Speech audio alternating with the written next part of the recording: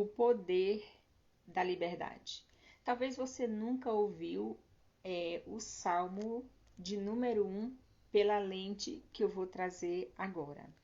E eu quero iniciar fazendo a leitura que diz: Como é feliz o homem que não vai atrás da opinião das pessoas más, que não segue o exemplo de pecadores, nem participa de rodinhas dos que zombam de Deus.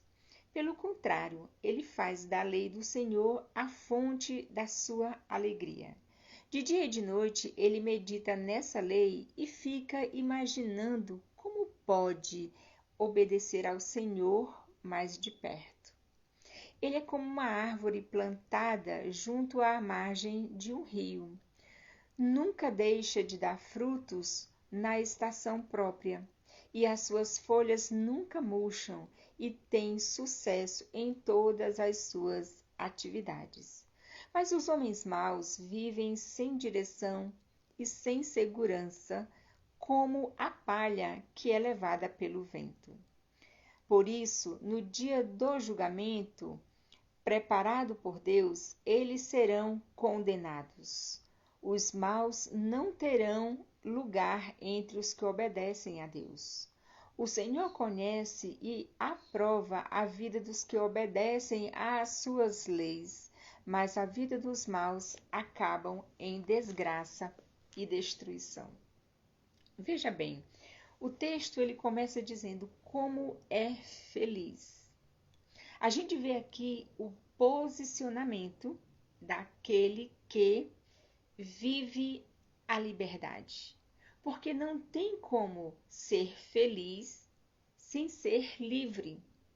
E eu não estou falando aqui para a comunidade cristã da liberdade de que Cristo alcançou na cruz por nós, a liberdade que nos tirou da dívida eterna, do pecado que nos levava para a condenação eterna. Eu estou falando da liberdade além disso. Como o texto diz, como é feliz o homem que não vai atrás da opinião das pessoas. Veja bem que um dos grandes temores de muitas pessoas é exatamente o medo da opinião alheia. Muita gente deixa de fazer isso ou aquilo porque se importa tanto com o que o outro vai dizer. Então, o convite de hoje é para que você realmente descubra e reflita: será que realmente eu sou livre? Ou melhor, será que eu sou feliz? Porque não tem como ser feliz sem ser livre. E o salmista ele continua dizendo que aquele que vive nesse posicionamento, nessa dinâmica, ele não tem medo da opinião das pessoas maldosas. As pessoas são muito maldosas. Tudo que você assume fazer, dizer, as pessoas acabam se intrometendo no teu livre-arbítrio, porque elas têm o prazer de cuidar da vida alheia. E ele diz que pessoas livres, elas não participam da rodinha daqueles que zombam, daqueles que escarnecem da sua própria fonte, que é o Criador de todas as coisas. Pelo contrário, a pessoa feliz, ela vai meditar na lei do Criador, na lei de Deus, tanto faz de manhã, de tarde, de noite, ou seja, ela tem uma consciência expansiva de que ela quer estar mais perto. Ela quer encontrar uma maneira de obedecer. Ela fica imaginando como eu posso obedecer a Deus mais de perto. Como eu posso adorar a Deus mais de perto. Ela fica imaginando como eu posso servir a Deus mais de perto. Ou como eu posso expressar o amor de Deus ao próximo mais de perto. Então é uma conversa interna. A meditação nada mais é do que esse encontro interno, é onde a pessoa começa a imaginar E quando ela imagina em sua alma, assim ela é. Ela começa a ter estratégias, a encontrar caminhos, a encontrar direção de como eu posso obedecer ao Senhor mais de perto. Como eu posso agradar a Deus Todo-Poderoso mais de perto. E aí ele continua dizendo que a pessoa livre, ela é como uma árvore plantada próximo da margem de um riacho ou de um rio. E quando uma árvore que está plantada próximo de um ribeiro, não tem tempo difícil para ela.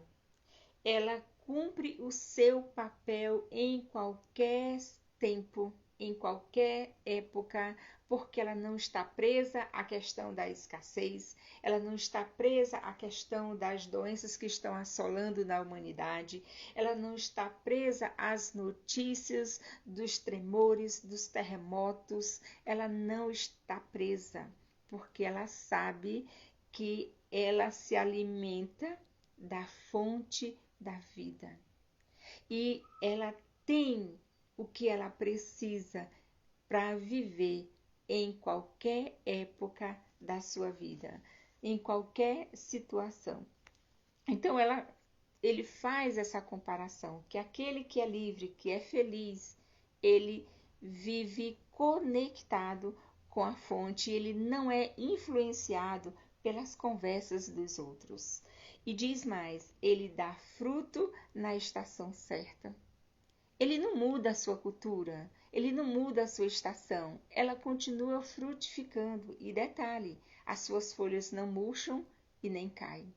E ela cumpre o seu papel de dar fruto, o seu papel de dar sombra, o seu papel de abrigar pássaros, animais, onde eles usufruem daquilo que a árvore propõe, o seu papel de servir como alimento, o seu papel de servir como remédio.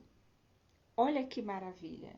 Então é muito importante a gente ter esse entendimento que quando eu sou feliz, eu sou livre. E isso muda totalmente a nossa postura, não só interna, mas a nossa postura fisiológica. Há uma mudança fisiológica dentro de nós. Não tem como você ficar borocochô, de cabeça baixa, cabisbaixo, como vítima da situação, deprimido, cheio de ansiedade, porque você está conectado com a fonte da vida.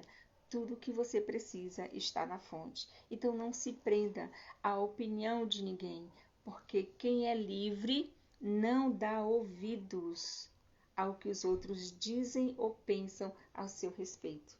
Você está preso àquilo que a palavra diz quem você é. Então, o salmista, trazendo para o nosso contexto pessoal, ele diz: eu sou como uma árvore.